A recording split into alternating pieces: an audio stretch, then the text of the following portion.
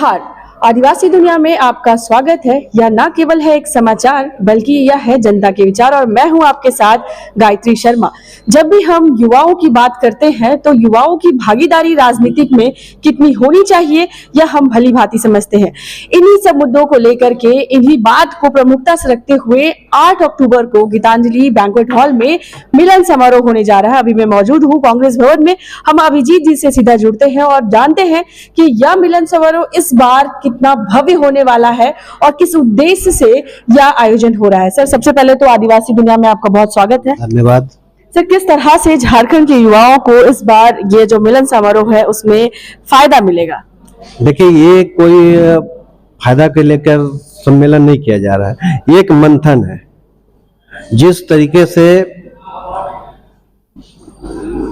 मंथन एक वक्त में हुआ था और कई के हिस्से विष आया था, कई के हिस्से अमृत आया था, कई के हिस्से जिम्मा आया था, तो इसमें कई के हिस्से विष भी आ सकता है। विष कहने का मतलब है कि ये बहुत बड़ा संकल्प है इस मिलन सम्मेलन के माध्यम से कि हम लोग कैसे लोगों को अपने साथ जुड़े, कैसे लोगों को मुख्य धारा में लाए, क्योंकि आज भी कहीं ना कहीं इस राज्य का आदिवासी, इस राज्य का गांव में बसने वाला व्यक्ति को पलायन का जो समस्या है वो बहुत बड़ा समस्या है उसको वो, और ये हमारे लिए चुनौती ही ना सिर्फ नहीं है, हमारे लिए शर्म की भी बात है।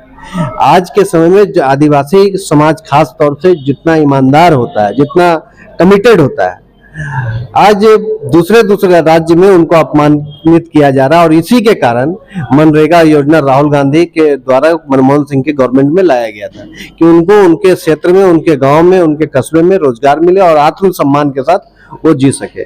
इस सम्मेलन का जो उद्देश्य है, इस सम्मेलन का उद्देश्य है कि झारखंड बनने के बाद अभी तक जितने भी हमारे जिला अध्यक्ष रहे हैं, जितने भी हमारे प्रदेश के पदाधिकारी, ऊर्जावान पदाधिकारी रहे हैं, जो आज कहीं ना कहीं एमपी है, एमएलए है, मंत्री है या विधायक है या फिर आपका अच्छे राजनीति में भी अच्छे पद पे है, अच्छे पद पर है, उन सभी लोगों को देख के हमारा जो अभी वर्तमान पीढ़ी है उनको कैसे अपने अंदर आत्मसार करे। कई लोग हैं जो इस राजनीति में अपने आप को बहुत आज भी अपेक्षित महसूस करते हैं, तो क्या गलती किए जिसके कारण आज अपेक्षित रहे, उनसे भी उनको सबक लेना है। और कई हमारे पुराने साथी, सीनियर नेता किसी कारण से आहत होकर पार्टी छोड़ गए थे, उन लोगों को भी घर वापसी के तहत हम लोग इस सम्मेलन के माध्यम से लाने का प्रयास कर रहे हैं। तो कई बार ऐसा देखा गया है कि युवाओं की विचारधारा और जो पहले से आ रहे हैं उनकी विचारधारा में मतभेद आ जाता है, उसे कैसे इस बार देखेंगे? देखिए, युवा को एक कहावत है कि जिस ओर जवानी चलती है उस ओर जमाना चलता है, तो युवा अपना रास्ता स्वयं बनाता है।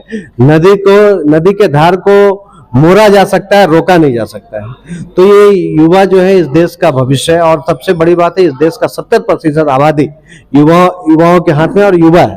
तो ये जो 70% आबादी है, ये हमारे लिए सबसे गर्व की बात है कि देश को दशा और दिशा यही युवा दे सकता है और निश्चित तौर से दे भी रहा है। अगर हम बात करें जो निष्क्रिय हो गए हैं, जो आपके झारखंड प्रदेश युवा कांग्रेस के पहले से भी सदस्य रहे हैं लेकिन अब वो निष्क्रिय हैं, वजह कुछ भी हो सकती है, उन्हें इस बार क्या ऐसी आप बात बताएंगे या क्या ऐसी वजह देंगे कि वापस वो आपके साथ घर वापसी के इस मिलन में आ जाएंगे?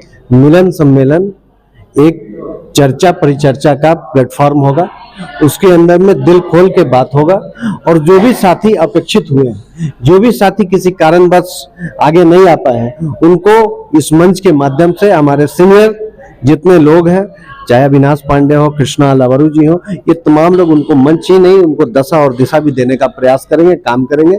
इस पूरे कार्यक्रम में हम लोग झारखंड बनने के बाद से अभी तक जितने भी प्रदेश अध्यक्ष रहे हैं यूथ कांग्रेस को, उनको भी आमंत्रित कर रहे हैं गेस्ट के रूप में, ताकि वो भी आइडेंटिफाई करे कि हाँ, ये जो हमारा साथी है उस जमाने में बहुत बेहतर काम कर रहा था, आज किसी कारण से वो कहीं ना कहीं अपेक्षित है या कहीं ना कहीं निराश है, तो उसको कैसे ऊर्जा दिया जाए, कैसे उनको दशा दिशा दिया जाए और कैसे उनको जगह पर लाया जाए, इस दिशा में ही ये मिलन सम्मेलन का आयोजन उसी परिप्रेक्ष्य को ध्यान में रख के किया जा रहा है। अभिजीत जी, जब भी हम यूथ बोलते हैं तो महिलाएं भी आ जाती हैं उसमें और मेल फीमेल दोनों आ जाते हैं, महिलाओं के लिए क्या कुछ खास इसमें रहेगा क्या? देखिए, अभी आपको बताते हुए बहुत गर्व हो रहा है कि अभी देखिए शक्ति संवाद आप देख रहे हो, वो अभी 2 दिन पहले युवा कांग्रेस का इसी प्रांगण में हुआ है। और आपको बताना चाहते हैं कि आपको उस दिन कम से कम 20% महिलाओं की आबादी उस हॉल के अंदर में आपको देखने को मिलेगा, जो युवा होंगी और महिला है, चाहे वो मुखिया होगी, जिला परिषद होगी या अलग अलग क्षेत्र में अपने वार्ड में काम कर रही हैं, उन तमाम महिलाओं को हम लोग लाने का प्रयास कर रहे हैं। उनको हम लोग चाह रहे कि उनकी शक्ति से युवा कांग्रेस का शक्ति और बड़ा हो, इसलिए उस नारी शक्ति को भी हम लोग बहुत चाह रहे हैं कि वो अपने साथ जुड़े, चूंकि देश का आधा आबादी है। और जिस तरीके से हम लोगों के साथ लगातार हर जिला, विधानसभा, नगर, प्रखंड में महिलाएं जुड़ रही है, निश्चित तौर से हम कह सकते हैं कि 2024 हमारे लिए बहुत आसान होने वाला है और सामने वाला जो हमारे विपक्षी दल है उनके लिए बहुत मुश्किल भी होने वाला है।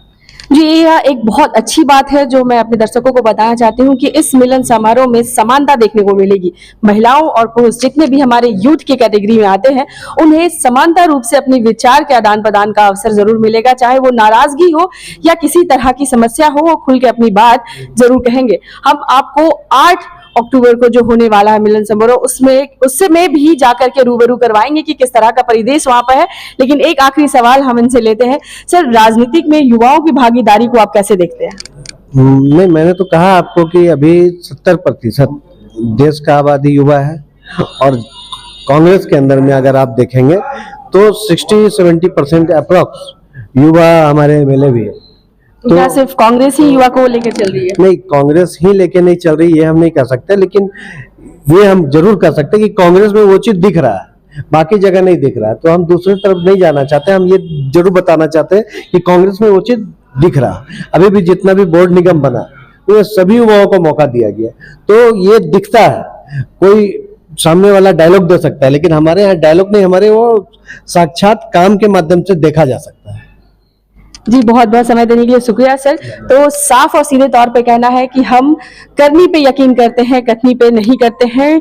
अभी मैं मौजूद हूँ, फिर से बता दूं कि झारखंड प्रदेश युवा कांग्रेस मिलन समारोह करने जा रही है 8 तारीख को गीतांजलि बैंक्वेट हॉल में। अब देखना है कि यह मिलन समारोह कितना भव्य हो रूप से आयोजित होगा और युवाओं की जो भागीदारी होगी, चाहे वो महिलाएं हैं या फिर पुरुष है, उस वो किस तरह से आते हैं और घर वापसी के भी एक जो बात कही जा रही है वह भी हम वहां पे देखेंगे। आप हमारे साथ बने रहिए, मैं हूं आपके साथ गायत्री शर्मा।